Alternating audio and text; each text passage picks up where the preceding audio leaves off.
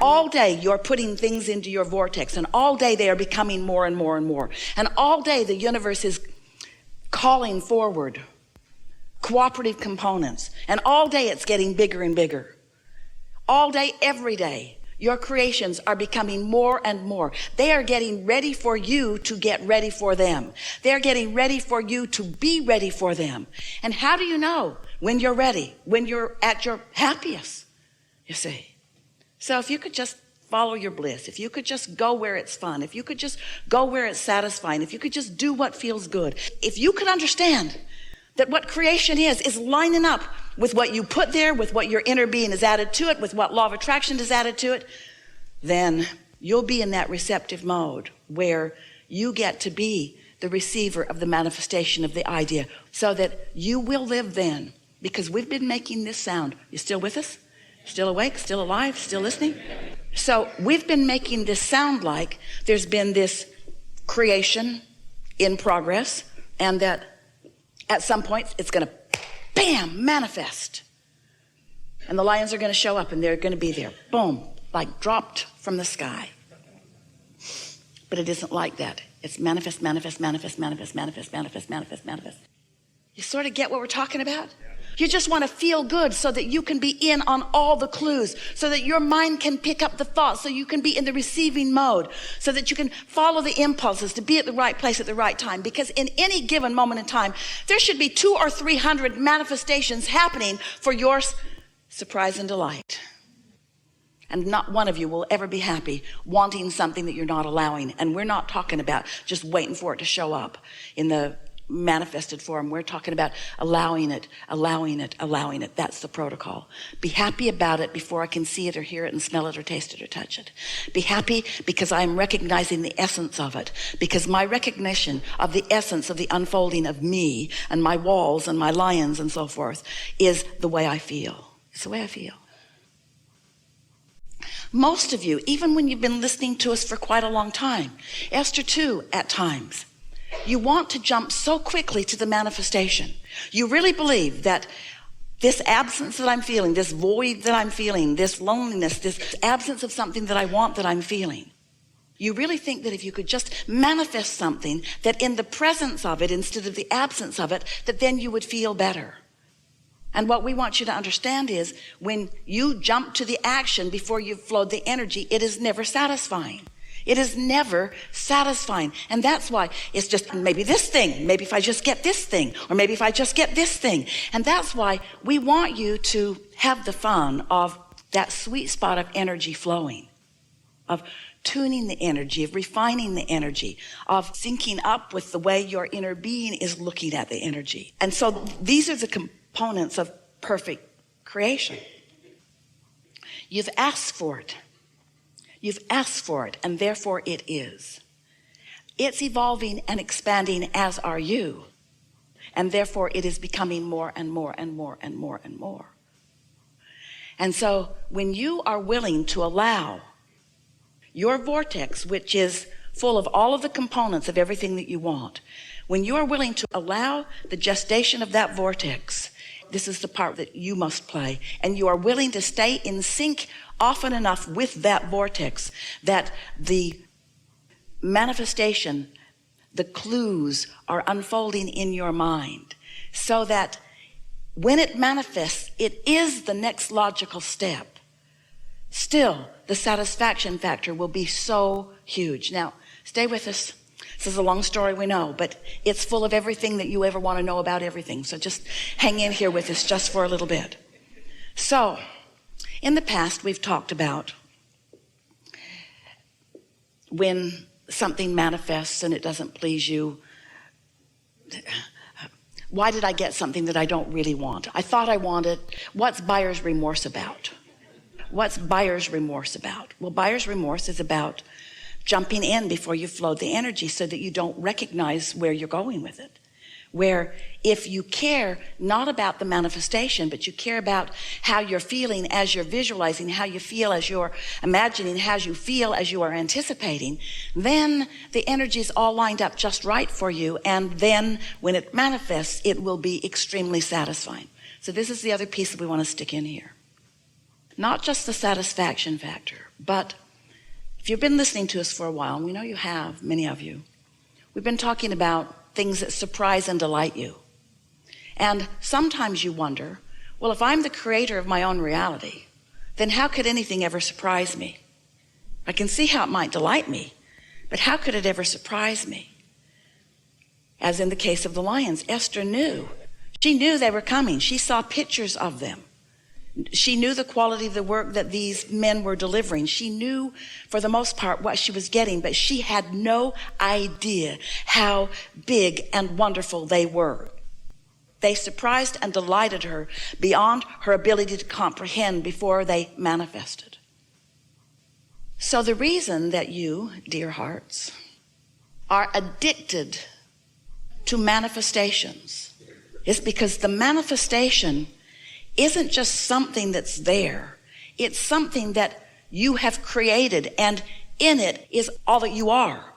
It's all the thoughts that you've thought about it. Esther was looking at some artwork that a wonderful woman had painted one day, and she said, Doris, how long did it take you to paint that? And Doris said 72 years, because that was her current age. And Esther got what she meant. She meant imbued in that painting is all that I am. All that I am. I've thought it forward into this. And so then Esther began looking around at different things in her life experience, realizing how much satisfaction is in so many of them.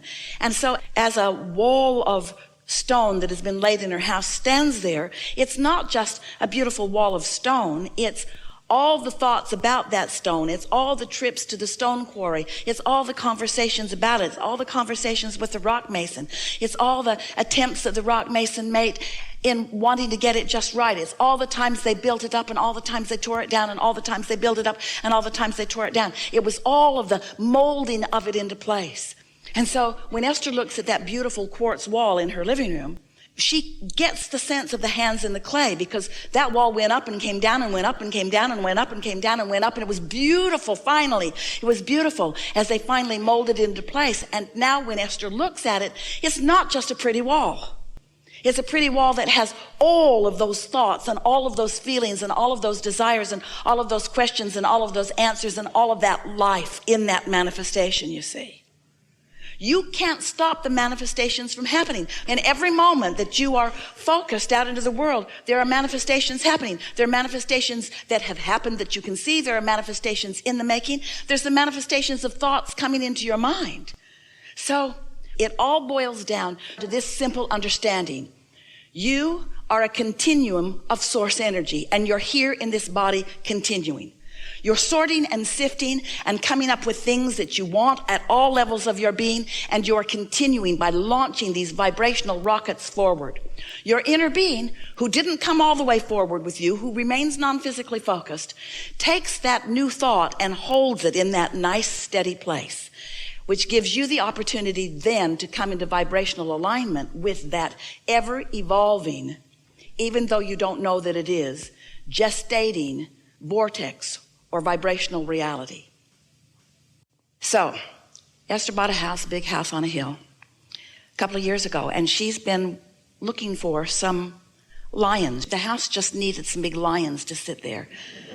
And she knew it. And so she's been on the hunt for lions for a couple of years and taking pictures in front of the Capitol Grill. They have good lions.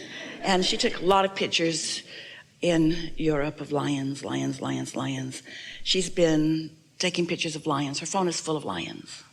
But she didn't find the lion that she wanted. So now she's in Alaska. She goes to a shop she's been in many times before, where she's purchased some wood carvings.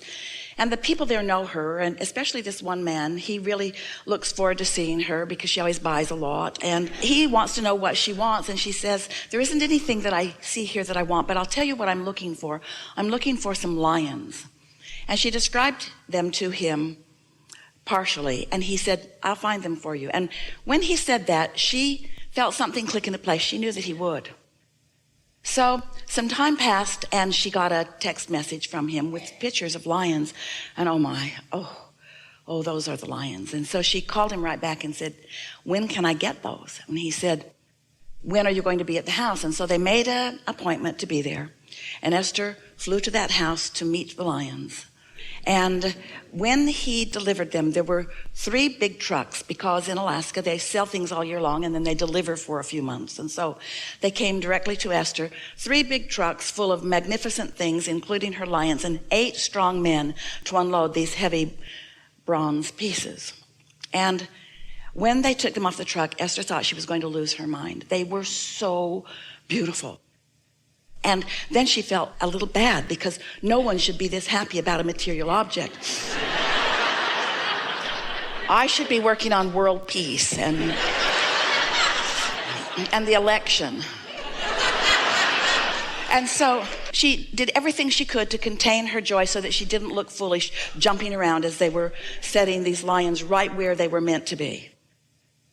And then he said, come look at what else is on the truck. And Esther said, I'm good. He says, no, come and look. So Esther went down the hill and looked at the truck, and he said, want an eagle? No, thanks. How about a dolphin? No, thanks. And so Esther said, well, where are you off to now? And they said, well, we're on a 30-state delivery. And next we're going to Texas. And Esther said, I live in Texas. Where are you going? And they said, Fredericksburg. And Esther said, you're going to go right past my place there. Stop and say hello. And they said, and we'll bring you dolphins. And Esther said, no. If you bring me something that wants to be in Texas, please. Like a horse. So in a very short time, like less than 2 weeks, she gets a call. They're in her driveway, and they have a horse. So Esther goes out and looks in the truck. Now there are only 4 men plus her yard men, and they nearly die trying to get this horse off the truck. It weighs so much. It's a big stallion. It's standing on its hind legs with its front legs in the air, and it is magnificent, and Esther doesn't like it hardly at all. She's not feeling it, but she could not imagine them putting it back on the truck. So she bought it. So now they drive away, and Esther is thinking, wow, that was interesting. Because in terms of manifestation, it was almost an identical scenario. Same men, same trucks, big brass things, heavy, placed. And in one case, I was over the moon about it. And in the other case, I'm going to have to get to like that horse, because it's ostentatious, it's gilded, it's got gold hoofs. It doesn't exactly look like it was just standing out in the pasture. It looks like it came in on a rainbow.